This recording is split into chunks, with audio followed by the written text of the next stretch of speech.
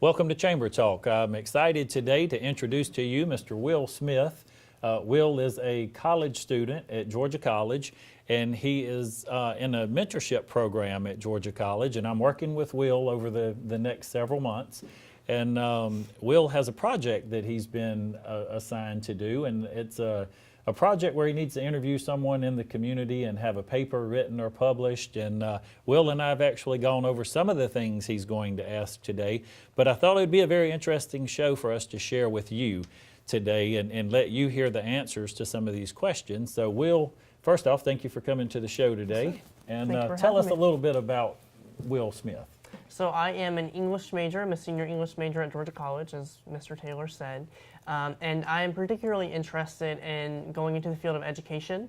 I have recently finished up an internship at Baldwin High School, where I was in a world literature classroom teaching students literature. And one passion of mine is trying to figure out how we can get access to quality education in rural and urban areas. Because a lot of times those students don't necessarily have the access that they need to be able to get the education they deserve. Absolutely, and so it's why we wanted to be on the show today, because on the Chamber's program of work, workforce and education is at the top of our list of priorities. So I think you've got a great list of questions if you want to get started with that. And we'll flip the usual role around. Usually I have someone on and I'm asking the questions, but today I'm going to allow Will to ask me most of the questions. So go ahead, Will. Yes, sir. Mr. Taylor, what are your ideas on quality education? Quality education, and I think we talked about what does quality education look like. Quality education today has maybe changed a little bit in the needs of the workforce. And one of the things we're seeing and hearing today is certainly soft skills, which to people my age, we call a lot of those things common sense things, but today it seems to be an issue. So for quality education, it's not only educating the kids on the material and the curriculum in the school, but it's the showing up on time, working with others, dressing properly, and being a team player.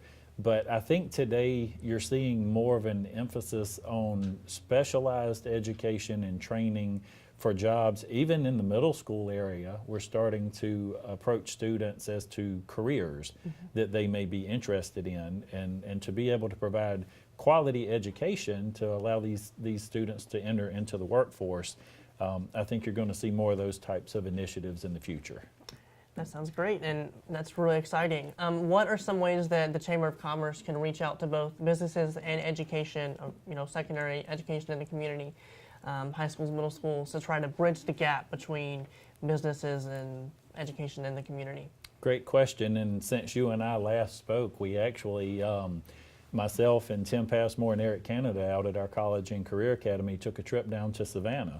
And Savannah has a summer work program, and the summer work program was initiated by the city of Savannah and their mayor, and we are bringing that program to Dublin and Lawrence County. So we are working with our city officials, and our goal is going to be, want to employ students during the summer so they're not laying around and sleeping all day and getting into things that they maybe shouldn't be doing.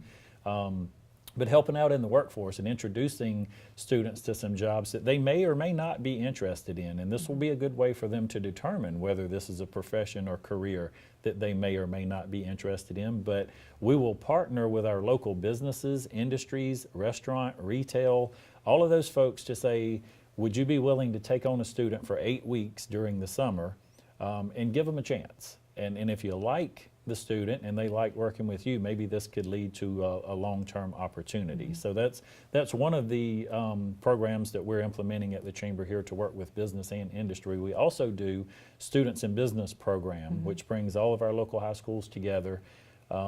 We do soft skills presentations, and then we do more of it, take them on a tour of the industry and businesses just to introduce them to the workplace, job possibilities as far as salaries go, and then what the educational requirements might be for them to work in those facilities. So making some progress, but we still have a lot of work to do in that area. Yeah, and those sound like really great plans to try to get students to develop both those soft skills and the skills that they'll need in the future in the workforce.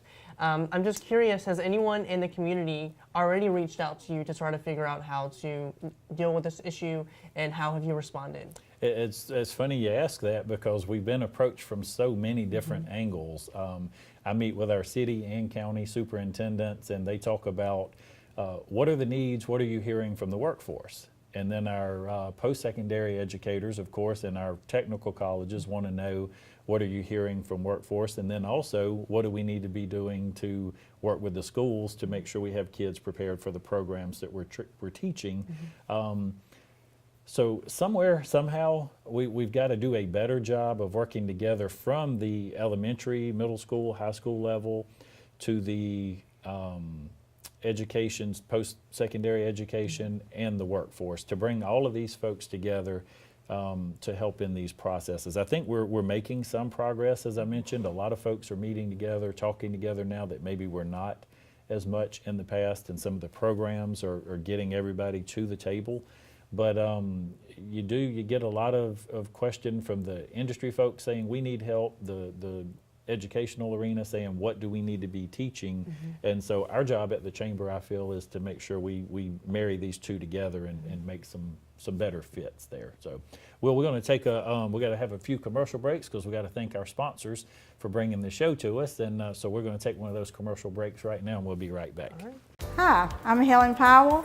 Been serving the Middle Georgia area since 1985. If you would love an exciting career, please call me. Careers in Cosmetology, 129 North Franklin Street, 272-1967. Hi, I'm Ashley. I'm an upcoming graduate from Careers in Cosmetology. It's been a wonderful experience, and I encourage you to contact Ms. Helen Powell for more opportunities. Hello, I'm Christy at Careers of Cosmetology. I've recently enrolled here, and I'm excited about the opportunities that lie ahead. Hey, my name is Daphne Jackson. I'm excited to be enrolled in Careers in Cosmetology. If you would like this opportunity, contact Careers in Cosmetology. Hi, my name's Caitlin. I've been enrolled in Careers in Cosmetology for about 4 months now. I'm really enjoying it, and I think if this is the career for you, you should definitely come see Miss Helen Powell. Careers in Cosmetology, 129 North Franklin Street. Our number is 272-1967. Give me a call. It's a month of giving thanks to our customers at Dublin Nissan. Drive the all-new 2019 Altima with up to $2,000 off MSRP. Call, click, or come see us. Dublin Nissan, the only dealer you will ever need. Welcome back to the show again, Will. Thank you for joining me today.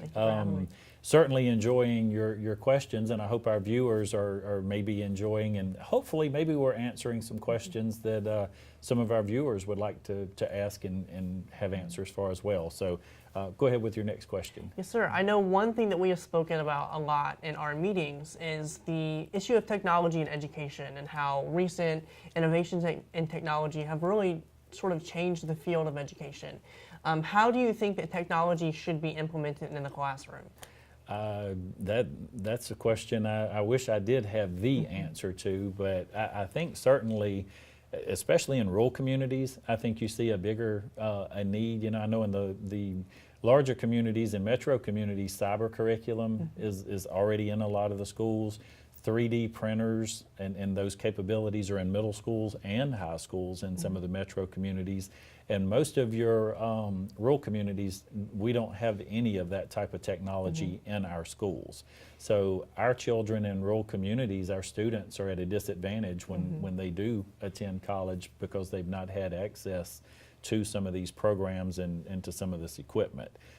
Another thing that's really strange today is that a lot of the children that are in school today, the jobs that they will work in don't even exist yet. And you and I have talked some about those jobs and virtual augmented reality, you know, contact lens to enhance visual capabilities, and mind transfer specialist, and just scary jobs that are going to exist in the next 10 to 15 years, if not sooner.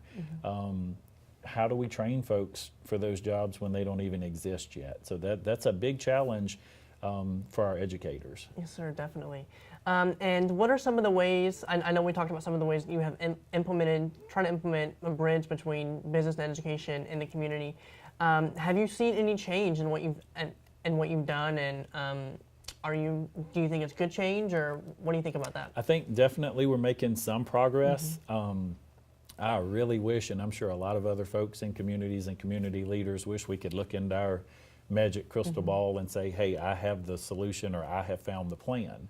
But what we are continuing to do is build relationships and start conversations.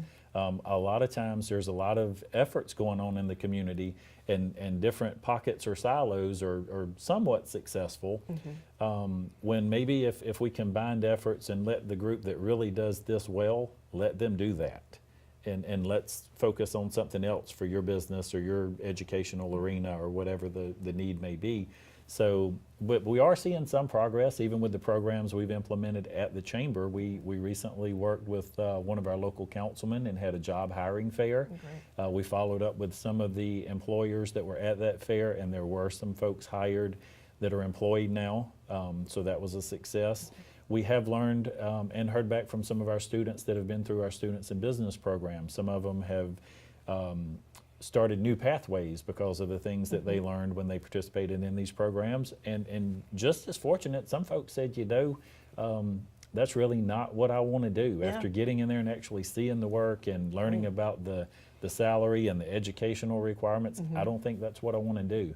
So yeah, we're seeing some progress, but it's a constant everyday battle. Definitely. And going off of this emphasis on community and working together as a community, how do you think that other communities in Georgia, maybe even other chambers of commerce, can help to bridge that gap between business and education? Again, communication is key. Something I think we do really well here, and we're in Region 9. I work really well with our other chamber presidents in the local communities here, and we do discuss workforce and education initiatives from our chamber. The unique thing there, Will, is that each community is unique.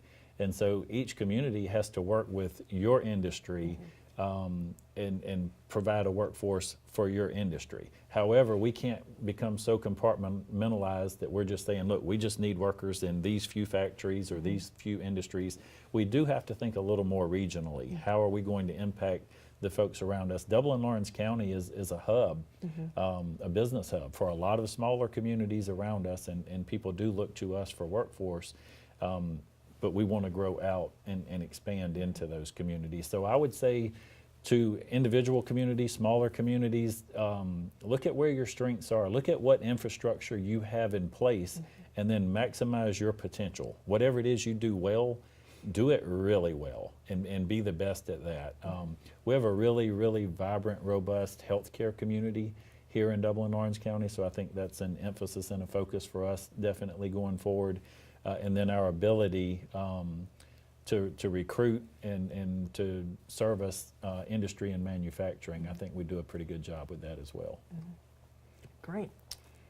You have any other questions I for think your that's it paper for me today, that you're working sir. on? Well, I want to flip the table just a little bit now then and ask you a few questions. So as a student today in one of our public colleges, what do you see as one of the largest challenges that are facing you and your peers today in entering into the workforce? Yes, sir. I know one of the biggest issues, like we have talked about a lot, is we are trying to prepare ourselves and in secondary education is trying to prepare students for the future, for jobs that haven't even been created yet. So we have to really develop those soft skills that you were talking about, skills that can be transferred from field to field to try to make sure that we at least have the right mindset to be ready for those jobs in the future. And so for your peers, and you guys are labeled millennial, I think you would probably fit into the millennial group there. What do you say to that tagline when people say millennial, and all the things that go with that, where you're the entitlement generation and you just want things handed to you? How do you feel when you hear the word millennial? I think one thing that's really important to not do is to, like you said, compartmentalize people. And put them into different boxes and, okay, you're doing this, you're doing this, you're doing this. We have to try to figure out what kind of skills people have that are transferable, that can work in many different fields, many different areas, to try to figure out the best, sort of the best pathway for everyone in an individual way. You can't just put a label on a whole generation, and you gotta make sure that you're trying to figure out the best pathway for them as an individual to try to figure out how they're gonna deal with these issues of the future of jobs that haven't even been created yet, and how we're going to, shape the world in the future. Let me ask you, and this is a little bit different question, but kind of along the same lines because it is concerning our education today in colleges and what you see in colleges. On a national scale, there's a lot of race issues and cultural diversity issues and things such as that. You're actually in college and you're there each and every day. What do you make of these issues, or what is your opinion on this subject? Yes, sir. I think it's I think diversity and inclusion is a very important thing. However, I think the way that a lot of businesses and things like that are currently going, trying to deal with it is probably the wrong way. One thing we need to make sure that we're not doing is trying to meet a quota. What we need to do, instead of seeing people as a certain race or gender or whatever, is try to make sure that we remember they're people, they're human beings.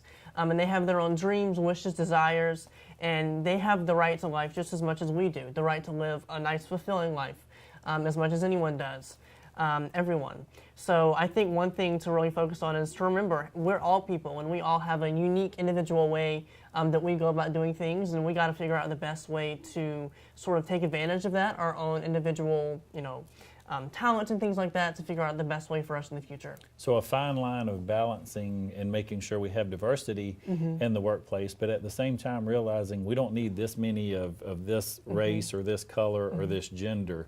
We need the people who are best suited to fill these jobs, and recognizing individuals as talents. What do you think, Will, this is a question I've never asked anyone before, but on most job applications, for some reason, we ask if you're Hispanic or black or white, or should that be maybe taken off of applications? What do you think about that? I would think maybe possibly even yes. A lot of times there are those biases that we may not think about. There may be some conscious. But I think that the best way to try to go about hiring is maybe doing a blind hiring, not looking at people's gender, race, things like that, and just focusing on the individual's talents and what they have to offer and what they're bringing to the table. Well, I love talking to young folks today. I feel like you guys certainly, hopefully, help keep me current and up to date on what you're thinking and what you're doing in the workplace. So I appreciate your time and your interest in the program that you guys have, and what a great program you have there at Georgia College. And this is the second year, I believe, that I've been able to participate in the program. But again, we need to take one last commercial break, and we'll come back and wrap things up. All right. Hi, I'm Jeff Cannon, President of Citizens Bank of Lawrence County. If you're presently a customer of ours, we'd like to take this opportunity to thank you for allowing us to be your bank. We appreciate the confidence you have placed in us and enjoy providing you with the most up-to-date banking products and services to satisfy your needs. If you're not a current customer, we would like to invite you to stop by and let us show you true community banking at its best. We concentrate on our local community, doing our part to make Dublin and Lawrence County a better place to live, work, play, and retire. We recently introduced 2 new products, eStatements and Access Now, our mobile banking app. Both of these products will help to make banking with us more convenient and will also help to provide you with a safer and more secure banking experience. So for all your banking needs, just give us a call or stop by and let us show you personal banking at its best. Citizens Bank of Lawrence County, member FDIC, and an equal housing lender.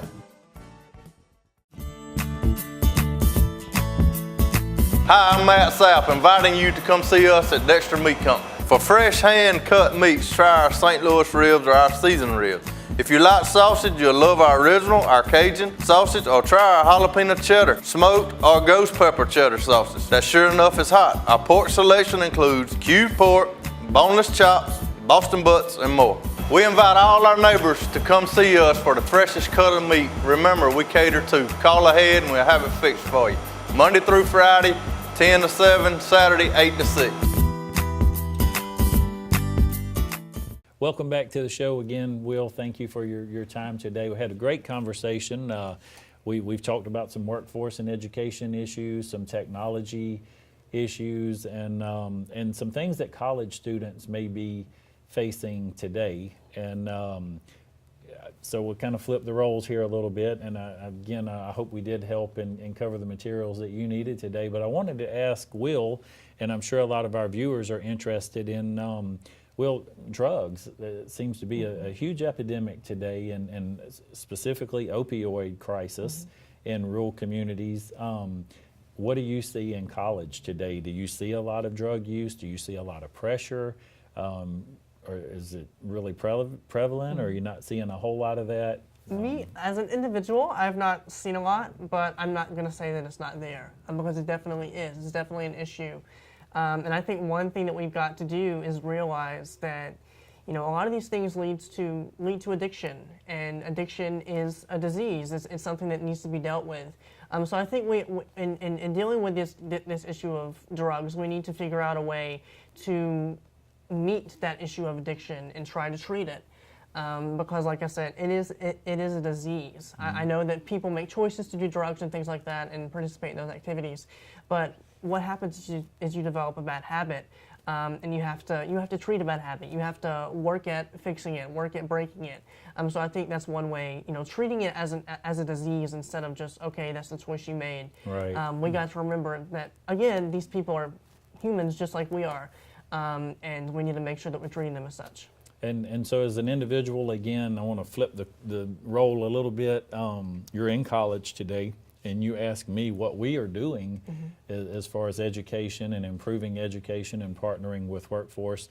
What would you like to see from your local community and maybe even specifically your Chamber of Commerce? What do you think that we could do better, or what type of initiatives would you like to see to help you guys enter into the workforce? Yes, sir. One thing that I would really like to see an emphasis on is building that bridge between businesses and the community and, high schools and middle schools, and then secondary education as well. Building those partnerships and trying to make sure that people and businesses and community are investing in their future workforce. Because that's what the students are for the most part. They want to make sure that students are, staying in the community and working at their businesses. So one thing that I think we really need to emphasize is building that bridge between business and education and trying to figure out the best way possible to get students trained for the jobs that are there. Okay, let's take you back, I don't know how many years, 2, 3, 4 years. You're a junior or a senior in high school. And you're in class today, and you're going to have a presentation from YKK or Flex Steel or Valmera, and you're going to have a person my age, a male or a female, come in, and they're going to talk to you about their business and about their job opportunities. Is that going to interest you in coming to work, or what could those folks do better to interest you in coming to work for them? What would you like to see? I tell folks, I think I would bore you to death in about 2.5 minutes. If I can't levitate or blow smoke out of my head or something, I've lost your interest. But tell me, for you, what would you like to say to our industry folks, our business owners today that are watching? If you want me to come to work for you, here's how you could gain my interest. Well, for me, one thing that I think is really important to do is to remember that these students have their own sort of dreams and wishes and thoughts about where they want to be in 10 years. So trying to meet those goals and really emphasizing the transferability of certain skills. Let's say if someone is, like myself, is interested in studying English literature, how does that relate to business? How can we build a bridge between those two things that seem very different, but they really aren't? So how can we make sure that we are emphasizing transferable skills and making sure that students realize that just because someone does a certain job doesn't mean that they're only able to exercise this skill or that skill. There are a lot of transferable skills that go with a lot of different jobs and a lot of different fields, and I think it's really important to focus on that. Right. So would it be more interesting to you, let's just say the Chamber of Commerce, instead of me coming in and giving a presentation about my business and our organization and what we do, maybe if I gave you a real brief overview of the Chamber of Commerce, and then I just had a discussion with you, and I let you ask me questions and I ask you questions, and maybe if our businesses and owners could come in and say, well, what are your interests as a group, individually, let you guys tell us. But I feel like, and you share with me your opinion, too many times we come to you guys and to potential employees, and we say, here's who we are, here's what we do, and here's what we need. And maybe we're not spending enough time asking you as that potential employee, what do you need from us? What is it that you're looking for? I think what we've spoken about before is businesses know what they need. They know they need a certain type of employee. They know they need that employee to have certain skills. And I think that going in, they should, maybe start emphasizing, okay, what does the employee need? How does this employee's skills transfer to what we're doing? Is that going to be a good fit? Is it not going to be a good fit? I think emphasizing that will really help because, again, like I said, these students that are coming up, and are going to be the future workforce, they have certain desires, dreams, wishes for themselves. So what I think employers need to start doing is saying, okay, how can I make sure that my business meets that individual's dreams? How can I help them achieve their dreams and help them, be their best selves and, follow the path that they'd like to follow? Okay. One last question for you, Will. 19, 20, how old are 21. you? As a 21-year-old today, what's the single biggest concern to you? What do you feel like you spend most of your time thinking about one issue? If you could say one issue, what's the one issue you feel like that's on your mind the most? I think one issue that's on my mind the most is probably how am I going to, start paying for student loans and things like that whenever I get out of college. I know one thing that I actually applied for a Fulbright scholarship this semester to go and teach abroad in Spain, and one sort of hesitation that I had was, am I going to have to pay my loans, whenever I graduate 6 months later, and if I'm in Spain, how am I going to do that? So that's an issue that I think a lot of people are really concerned about, people my age are concerned about, because it's sort of daunting, and especially if that's the first, your first sort of interaction with having to, pay bills and things like that.